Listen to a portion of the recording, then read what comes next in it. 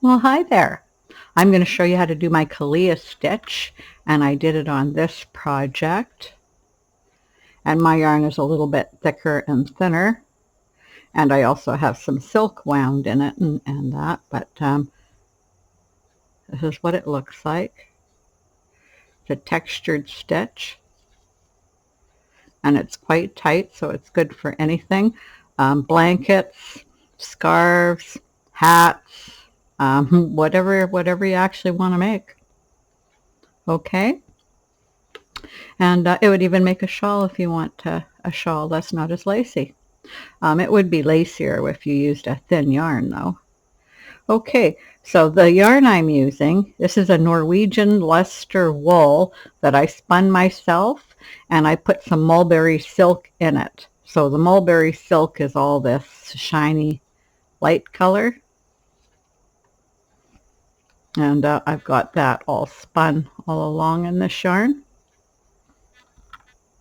But you can use any yarn, you know, to spin your own yarn to do this project. And the loom I'm using, this is just a little loom from a circle set. It's a 5/8 inch gauge, and it's from the Element circle set. I got it, I think, on Amazon. And their whole set is 5/8 inch. Okay, so this is the one down here, and I used 1, 2, 3, 4, 5, 6, 7, 8, 9, 10, 11, 12 pegs.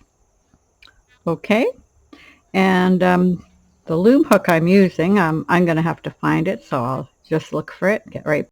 Okay, here it is.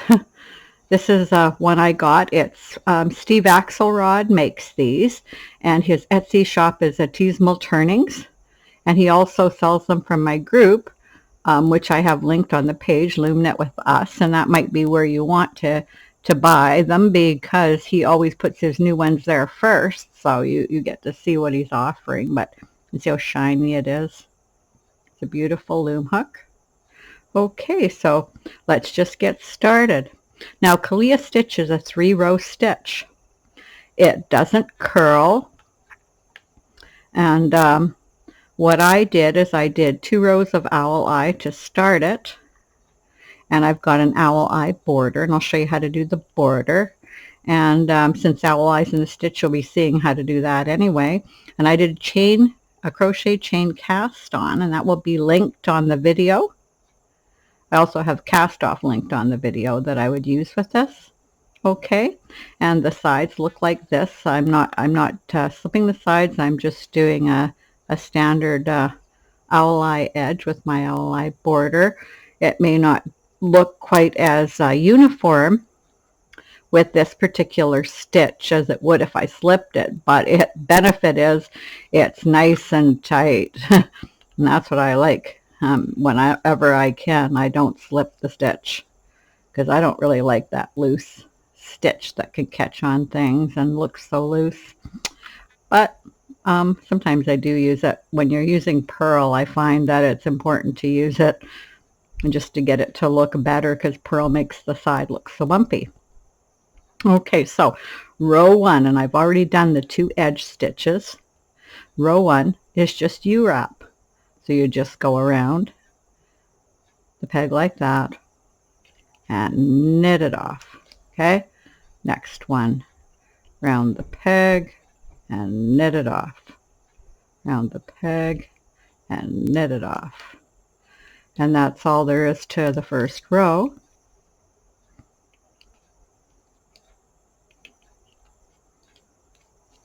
I'm just doing a few at once here, but you can just do 1. You can do 3 even if you can keep the tension good.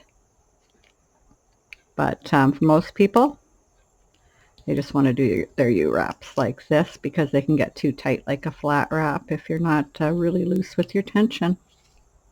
Okay, so we just do the U-wrap all the way then. Now, sand peg, we're going to do owl eye. So we go over in a U-wrap, then we come back around, go over 2 pegs, knit them both off, caught on the peg there, and then come back. And as you see, I just marked the 2 edge pegs So I'd know that I was doing the owl eye border there. And then I always make sure it's nice and loose. Okay. And then I do my second stitch on this peg, except I don't have to do that because row 2 and row 3 are both owl eye. So the pattern is 1 row of U-wrap and 2 rows of owl eye. So since I've done the first stitch, I can do the second here. So I'm just going to do owl eye. So I'm behind peg 1. You always count the peg that the stitches on as peg 1. You go over 1 and 2 and knit it off. Okay, you're on peg 1, go over peg 1 and 2, knit it off. This way every peg gets 2 stitches.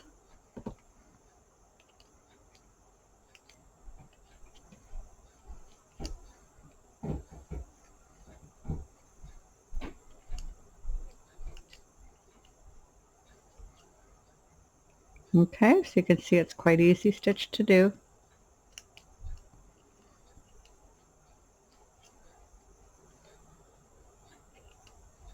It's a little bit thick yarn for a 5/8 inch loom, but I wanted to have a nice tight stitch.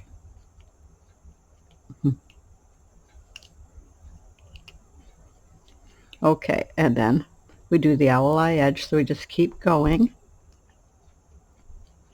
and come over it like this, knit it off, come back, keep it nice and loose. So I loosen that so I can keep it loose. And then we do one more row of owl eye.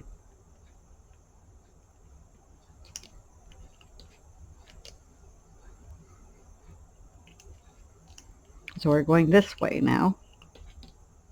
We're on peg 1, we go over peg 1 and 2. Oop. Sometimes it's hard for me to keep it right in the camera and at the right angle. Okay, so you can see it very well, I think. 1 and 2.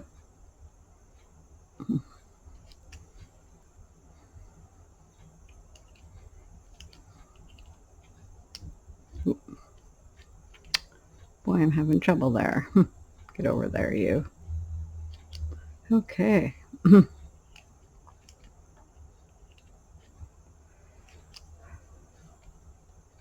I normally knit a lot looser, but I did want this one to be nice and tight for my project I'm going to do.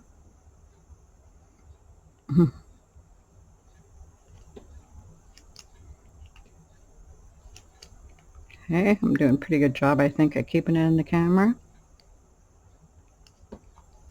Okay, so we're doing the owl eye edge.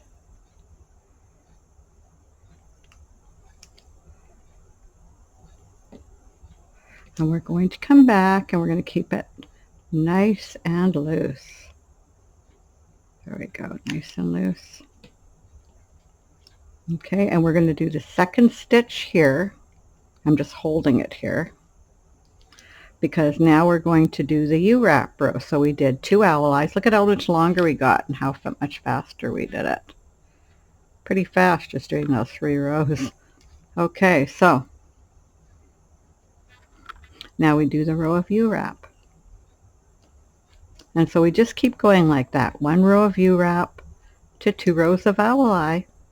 And that's all there is to it. Okay, so I hope you enjoyed the video. Oh, I should show you what the back looks like with this stitch. It looks like this, so it has a nice neat look too. It'd be a little hard to see the stitch with all the colors, but I'll come close up so you can just see how the stitches are.